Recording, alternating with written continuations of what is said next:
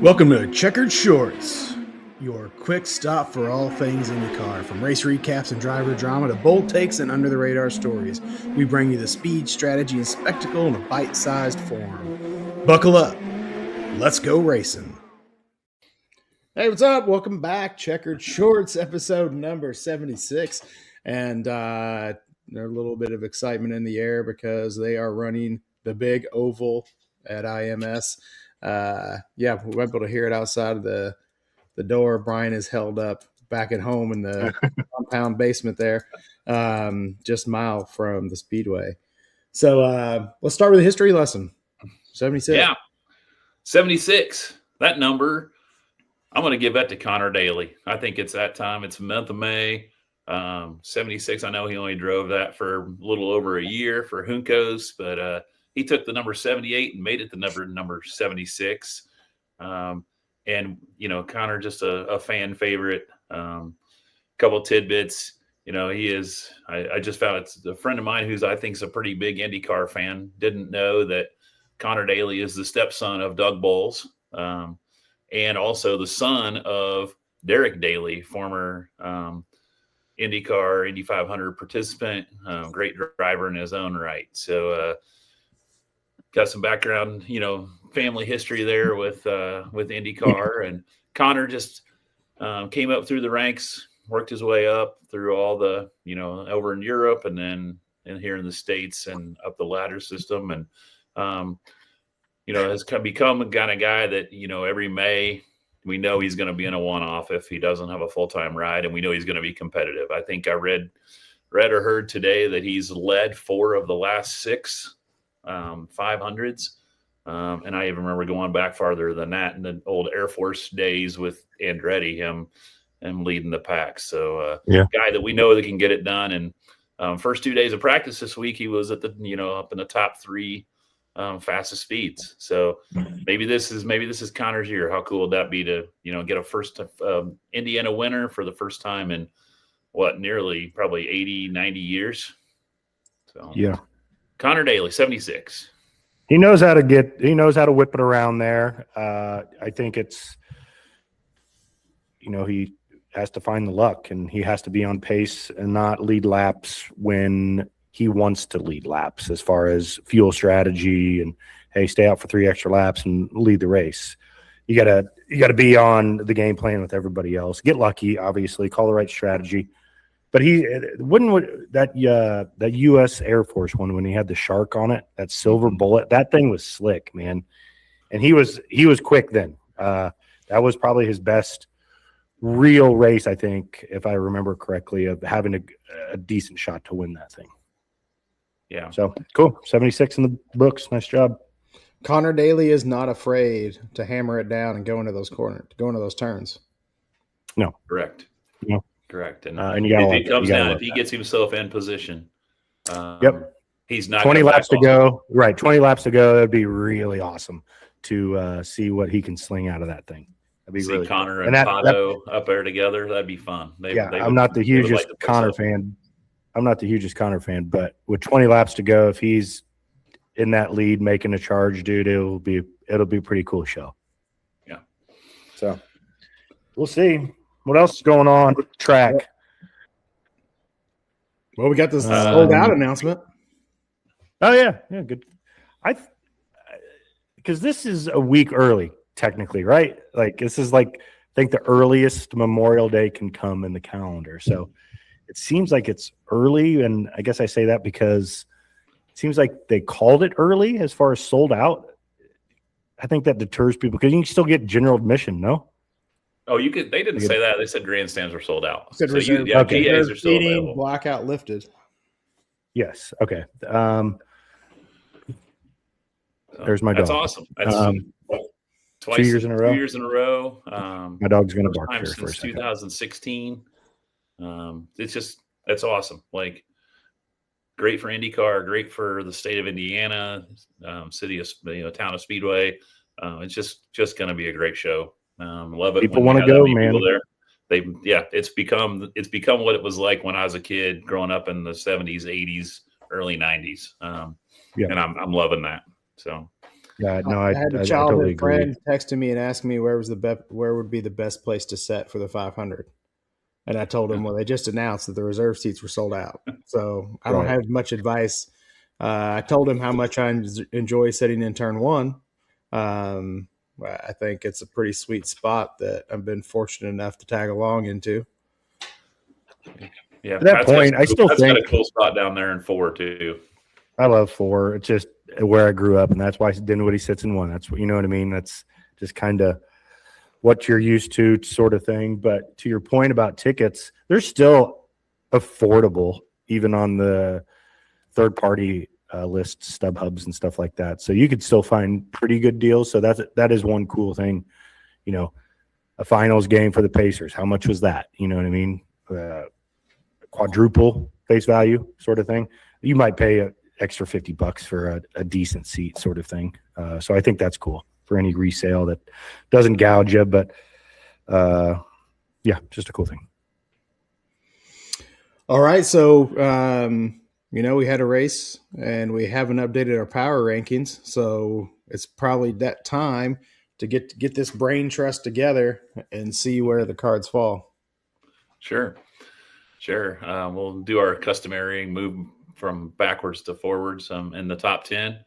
So we'll start with number 10 at Marcus Armstrong. Number 9, Graham Rahal. I think that might be his first entry into our top 10 this year. Number 8, Scott Dixon. So you want to comments on those first 3 in our top 10? Graham was impressive. That's exciting to see Graham in the mix. Yes. We need Rahal's some of these back. guys. Yeah, it seems like it. Is he going to win? Be a front runner for every race to win it? No, but he's a top 3 there last week. He's shown progress just to be consistent. I think he actually has the number 1 rated fastest pit crew, which always helps. So it's good to see the Graham of old kind of at least be sneaking up there and relevant again. You know, that bold prediction that our producer gave at the beginning of the year of Graham Rahal winning the Freedom 150 or whatever that 250, whatever that's called. That's getting closer to reality now. Like I'm not too sure that's a bold prediction anymore. That's Graham's right there doing a great job. So great segue to the 500 it seems like he's running pretty decently. Remember, was it 2 years in a row he didn't make, or 1 year? Was it 2 years? One year he bumped him. Yeah, 1 year he didn't make it, made the run in the Chevy, but and then like got bumped out or something. I felt like there's 2 dramatic years in a row for Graham. Maybe I could be wrong, but yeah, I think he sweated it out the next year too. I think you're right. So good to see him up and at him. Yeah, nothing against Dixon there. It's just that we had some guys jump up ahead of him this week. He was solid, but nothing spectacular again. So however, I kind of stopped at 8 because number 7 is a shock in my mind. I know it's not what any of us had this person at the beginning of the year, but number 7's Pato. Number 6, Scotty Mack, and number 5 after victory in the Indy GP, we moved Christian Lundgaard up to number 5, and then Joseph Newgarden at number 4. So let's stop there. What do you think about this middle section of the top 10? It's been sad to watch a little bit of a fall from grace almost. And last year you're thinking, oh, it's maturity. It's hanging on. And then there was just pretty much raw frustration through qualifications for the GP. And then finally on the last day, he qualified well, only to have his day ruined. And it's almost like sometimes when things are going negative, the only thing that can happen is negative until something breaks. I don't know what that's going to be, but it is frustrating as a fan to watch him there. And I think it's frustrating for all fans, even if you're not a fan of him, because you want to see some of the best talent and the best faces of the sport up there challenging for the top. And he's not doing it. All things could be solved in a couple weekends. You can forget about this first third of the season real fast with one trip to victory lane. But right now it's like a dark cloud, like Charlie Brown. Yeah, I think, I mean, he was consistent at the beginning of the season, and I think we all three said, hey, no, he's doing fine. He's doing top fives, and just kindly, slowly has not gone downhill necessarily, but something's missing. He was fastest today in practice. That's got to give him a little bit of a jolt. My head or my eyes go to head goes to eyes, whatever you want to say, to Newgarden. Just seems to have a little bit more edge on him. Is not he's won one race, but not as dominant as he used to be. But I think he's right there, man. It's scary, I think, where he's at, especially for this race coming up. He's not. Nobody's really talking about him. Can easily win this thing, man. He had a good GP, I think. So that's where I'm like, oh man, this guy, this is serious. Nobody's talking about him. And all of a sudden, lap 249, he's in the lead, and you're like, crap. Well, he's going to win another one. Yeah, some of that bad karma that he's had over the last couple of years seems to have fallen away, and we know how talented Joseph is. So I agree with you. He's, especially with the short ovals coming up and the 500, like he could really, really make a move here. He's primed for it. Yeah. Lundgaard at 5. Yeah, you win a race, you get jumped up a couple. I mean, you're going to finish 22nd in the 500. You'll be 8th. You know what I mean? So that's just how I see that one going. We haven't seen it on the ovals yet with him, have we? It just hasn't been there. No. So no. Okay. Coming up, number 3 is David Malukas, and then Kyle Kirkwood hangs in at number 2, and obviously Alex Palou, who again probably had the strongest car in the GP. Would have loved to have seen it if he and Lundgaard would have gotten to fight it out at some point, but that would have cool. Those 3 kind of hang there at the top still. I think that may be where they sit points wise as well right now in the standings. So thoughts there? I mean, your comment about Lundgaard and Palou, that would only happen if there had been a caution late in the race, because if Palou held on to the front of the pack from the start, he would have been seconds ahead of everyone. Yeah. We've been watching a snooze fest at the front. If that misuse of his pit during the caution, if that hadn't happened, he would have ran away 10 or 12 seconds. Or if IndyCar would have called a full course caution at the right time, and they all would have pitted together. Well, that because Kirkwood, I didn't see this until today. Kirkwood was not in pit lane, but on pit road, and then exited left in the grass to go back on the race course because it was not a full course yellow. It was just a local yellow. So that was, I mean, there, the box was going off of TV, full course yellow, because the television Fox broadcast posted it. That is a full course yellow. So they told him to pit. So that's pretty crazy. I mean, that sucks. Really, really, really bad. I'm still hanging my hat on Malukas getting passed by Lundgaard and the way that he did it. I thought it was awesome. It showed me a lot of what Malukas can do. Yes, he got passed, but it was still an awesome pass, and it was still just he did it perfectly. Gave him just enough room, but did it professionally. I give hats off to Malukas for doing it that way and in that spot. And the way he did it, I think that was cool. So he's showing it, man. I mean, he led some laps. There's a minute there of 10, 15 laps that we're like, oh crap, he's going to win this thing. Yeah. So, he's got the talent that we've all known. We've all suspected he's got it. So it's just a matter of time. It's showing. Yep, I agree. Okay. All right. That's it for our rankings. Good job. So what are the about? Go ahead. We'll talk a little bit about practice, right? Let's jump into practice. Yeah, it's hard to figure that out, right? Because we don't know what people are doing, what kind of programs they're on. You can see consistency, though. Seeing guys like Connor up there every day, Palou up there every day, Newgarden, and as Pat said, there are guys that have been consistently up there at the top of the speed charts every day. But we don't know what they're doing. Are they really doing race setups? Are they qualifying? I know what they're doing today. Oh, I got a tip today about the Meyer Shank team, and they went to qual setup today. Okay. Hence why they were second, third, and fourth. Good friend of mine knows somebody on the team that kind of gave him some insight that that's what they're doing. So that's what they're doing. So I don't know if Pato was pure speed, but Meyer Shank was second, third, and fourth because they were in qual sims. Interesting. And explain to me the difference between the qual setup and what the race setup might be and what the practice setup might be. So a qual setup is going to wear tires. You're not worried about tire wear. You probably got less fuel in the car. You're really setting it, to really dive into corners hard. You've got the wing, the wings opened up. You're trying to get that top speed piece. Whereas if you're in a race setup, you're looking more at how many laps can I run at a solid pace versus, just 4 laps all out. So that's basically the difference there. You're probably not going to see the second half of the field, the guy like the legs, the Colettes, the Haugers, like they're probably not even focusing too much on that qualifying setup because they're in the race. It's not like they're going to miss it. So they're not going to waste time trying to get into the top 15 when they're not going to get there.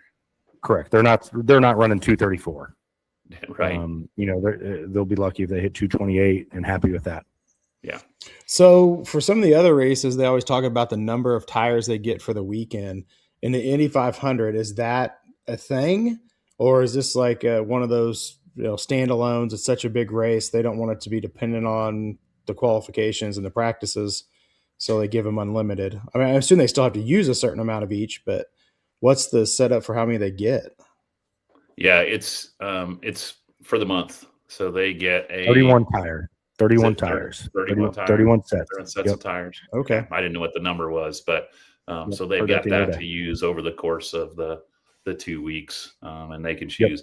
That's why you probably saw on day one, I think Alex Rossi ran 112 or 113 laps, and on day 2 he ran like 50. Because and so he just doesn't have you want to conserve some of those sets of tires for with the 500 following earlier, is there a shorter window for practice, or has there always been the same number of practice days? Not always, but I would say Pat, in the last 10 or 15 years, they shortened it to the 2 weeks. So 1 week of practice leading up to qualifying, and then the Monday and Monday and Friday for correct before the race. It's probably been that way for the last 10 or 15, but no, it doesn't. The date of the 500 doesn't make a difference in the length. It used to because it used to be that the 500 was always run on May 30th and track always opened on May 1st. And so guys would practice for 29 days leading up to the race. Month of May. That's what, it's not the month of May like it used to be. Right. But that's okay. I think ideally they'd want to set aside 10 sets, maybe 9, 8, something like that. I mean, you're going to be pitting 6 times at least, I would say. So the interesting part is, and I didn't think about this, but it makes sense. I think it's Kirkwood maybe mentioning, Helio can only run so many laps. And I saw this on Facebook. I was like, why is that? He only has 1 engine. So these one-off guys only get 1 engine for the month of May. So you can't run Rossi 116 laps because, he has other engines because he's a full-time team. So pretty interesting aspect to it. Can't blow an engine or you're not in the race sort of thing. So that is very interesting. I didn't know that. That's I thought the 500 was different. I didn't think there was a limit on engines in the 500, but that's what the Facebook world says. So if anybody's out there listening and giving me crap for it, it came from Facebook, but it would make sense because that's a lot of the reason why nobody's a 34th entry is because of the engines and stuff like that. So it would make sense. That makes sense too, because I know Sato hasn't run a ton of laps this month either. So that could be why. Mm-hmm. Yeah. Good point. Anybody standing out as the dog and daughter were over there, so I had to step away. But I think unless you mentioned Grosjean, he looks pretty strong as far as somebody you're not expecting to be strong so far. He was 8th today. Let's see where he was at yesterday. 5th yesterday. Practice 1 on day 1, I and think. 9th. Yes, that's a huge jolt to him and that team. He's not known for that. So I think, that's pretty impressive, I think. I think his engineer is, though. So his engineer has a lot of experience. They brought him in this year. We know, Michael Cannon's on that team as well. So Grosjean's got some experience here, not a ton, because I know even the first year he was in IndyCar, he only did street and road courses. He didn't run the ovals. But he does have experience here, and he's got an engineering team behind him. And we know Dale Coyne has had, in the past, had some really strong efforts here. So that's a good one. Ray Hall, like we talked about, has been really solid up there all 3 days. I feel like Newgarden has been strong. Obviously, we expect that.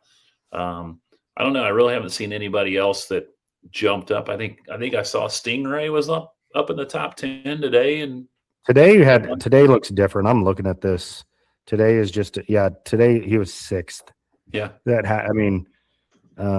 Helio ended up being 2nd. Io Colette 7th. I think people could be putting in some more of that qual setup than we think, because yesterday it's the top dogs who you expect to be up there. Today looks pretty.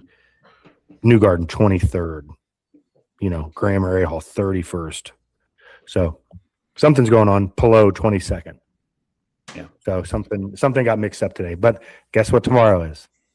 Fast Friday. Here comes the boost.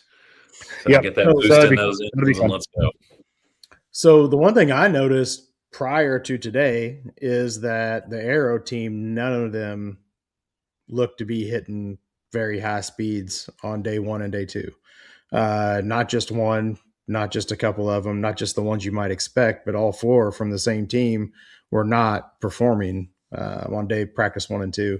Now, I know that Hunter Ray did a little better today. I think he was somewhere in the top 15.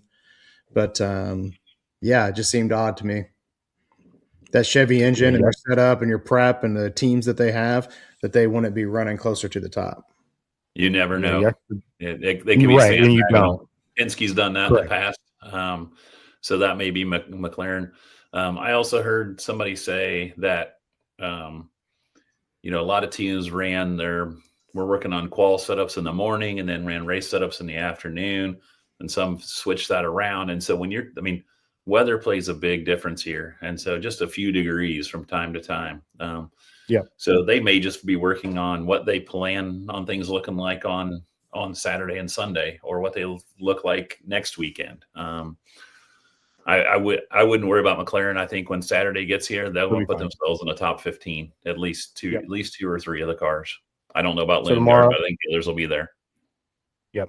So tomorrow is just pretty much a qual sim day all day. I think for the most part, you're going to get a lot of respect out of lap times. You're not seeing pack racing, pack practicing, if you will, like you were the past couple of days. So it'll be pretty much a 4-lap qual sim a lot of tomorrow, I think. I think that's a surprise for me this week, is I don't believe we've seen a single incident. No, I thought about that earlier. Nothing. Yeah. Which is good. Tomorrow, when they turn that boost up, that may bring some, but it's interesting that we haven't had any contact with the wall in the first 3 days. Tailwind, the tailwind coming into 2. 2's usually the hot spot, right? Yep. It seems that'll turn somebody. And kind of speaking about weather, this weekend, Saturday doesn't look great as far as quals. So what does that do with their setup? I think it'll change it somehow, maybe not, but how does that look then if Sunday looks a little bit rainy in the morning? So could be really interesting if nothing happens Saturday and everything happens on Sunday. Who knows? But I'm here for it. That's for sure. So we got anything to add for building up? 1,100 miles for Catherine Lake next Yeah, weekend. I mean, yeah, it's a big deal. I don't want to drive 1,100 miles. You know what I mean? It's just seeing other people do it. You know, Smoke to Kurt Busch. I mean, I'm not saying she's not in shape, but it takes a toll on you. And it's, I mean, when Smoke did it, he was probably 40 pounds overweight. And he'll admit it. There's an episode on to YouTube or something. He was like, man, that first year I did, I was not in shape. And it was the next year, I think that he was in much, much better shape. And he admitted it on his, on that episode or wherever it was, I saw it. So that's the biggest thing. She can run 1,100 miles, but it takes a toll on your body. So good luck to her. It's pretty cool to see. It's pretty cool to see that there's sponsors behind her. I did hear a comment, like, she was like, don't you think maybe we should do this next year? And they're like, I don't know if this might happen next year. It's pretty much you take the opportunity if given. So yeah. Cool for her. First non-American. Yeah, that's right. Try the double. So be cool to keep an eye on. I think she's there to finish races. You know, I think that would be a huge accomplishment for her. So good luck to her and the teams. Yeah. All right. Well, we thank you for joining us for episode 76 of Checkered Shorts, and catch us next time. We'll be just one step closer to the 500. You know, best time of year. Absolutely. See you guys. See ya. Thanks for listening and watching.